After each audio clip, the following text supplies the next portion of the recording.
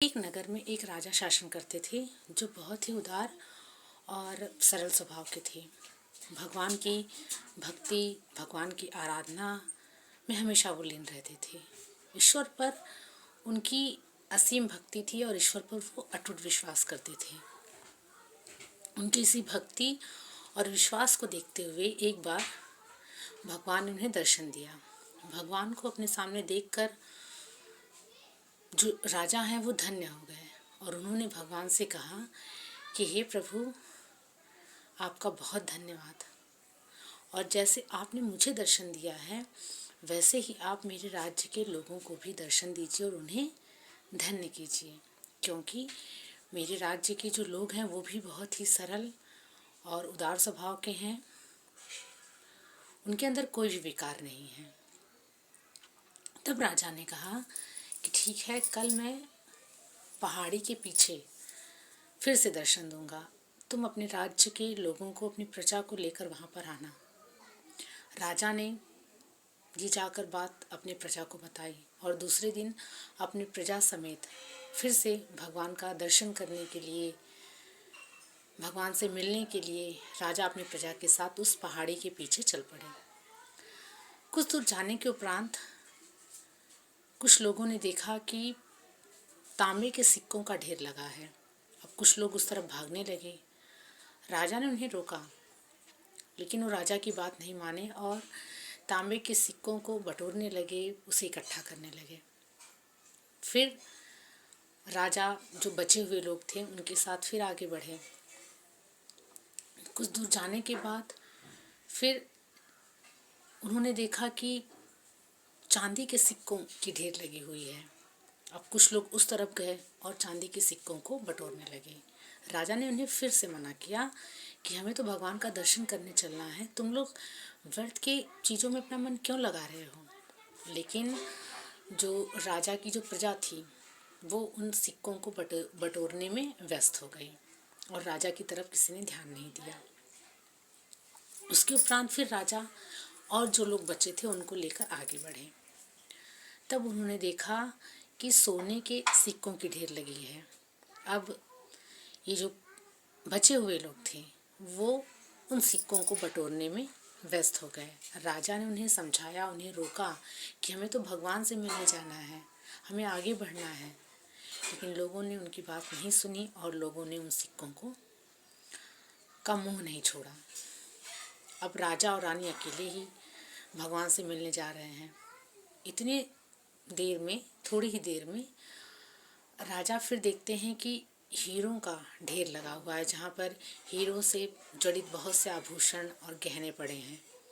अब रानी उस तरफ मुड़ गई।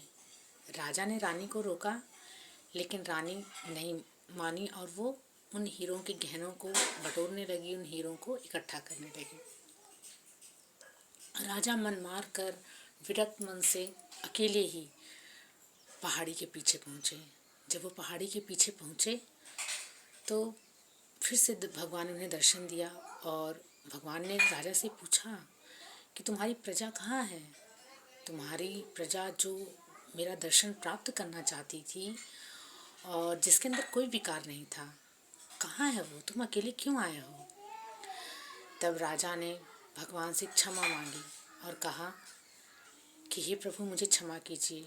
मैं अपनी जिस प्रजा को विकारहीन मानता था, मुझे लगता था कि मेरी प्रजा बहुत ही सरल साधारण है, जिसके अंदर लोभ मोह माया जैसा कोई विकार नहीं है। मैं गलत था।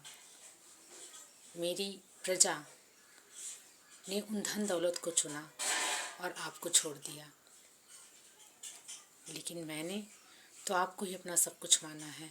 मेरे लिए आपके समक्ष हर चीज़ें नगण्य हैं। मेरे लिए आप ही मेरे सब कुछ हैं। सबसे बड़ी पूंजी मेरी आप हैं। तब भगवान ने कहा कि इसीलिए तो मैंने तुम्हें दर्शन दिया, क्योंकि तुम्हारा जो मन है, तुम्हारा जो चरित्र है वो दोषों से मुक्त है। तुम्हारे अंदर कोई दोष नहीं है और तुम्हारी जो प्रजा है उसके अंदर बहुत से दोष हैं। तो जिसके अंदर ना लोभ मोह और माया जैसे विकार निहित हैं, मैं उन्हें दर्शन नहीं देता हूँ। बल्कि जो लोभ मोह माया इस दुनिया के प्रपंच से मुक्त है, जो सिर्फ मुझे मानता है, तो बस मैं ऐसे ही लोगों को दर्शन देता हूँ। बस राजा भगवान को पुनः नमन करते हैं, प्रणाम करते हैं और भगवान वहाँ से चले जाते हैं।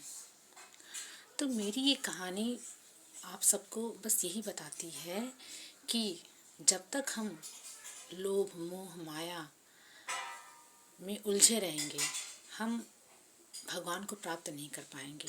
जिस दिन हमारे मन से इन दुनिया की बनावटी चीज़ों के प्रति जो हमारा आकर्षण है वो ख़त्म हो जाएगा, जिस दिन हमारा मन बिल्कुल, जो हमारे मन में किसी को भी प्राप्त करने की जो आसक्ति है वो दूर हो जाएगी और हमारा सारा मन सिर्फ ईश्वर में लगेगा, उस दिन हम सच्चे मन से ईश्वर को प्राप्त कर लेंगे। तो अगर मेरी स्टोरी, मेरी सीख और मेरी वीडियो आप सबको अच्छी लगे तो प्लीज़ मेरे चैनल को सब्सक्राइब कीजिए, मेरे वीडियो को लाइक कीजिए, शेयर कीजिए और अच्छे अच्छे कमेंट्स कीजिए। आप सभी का बहुत आभार। हर हर महादेव।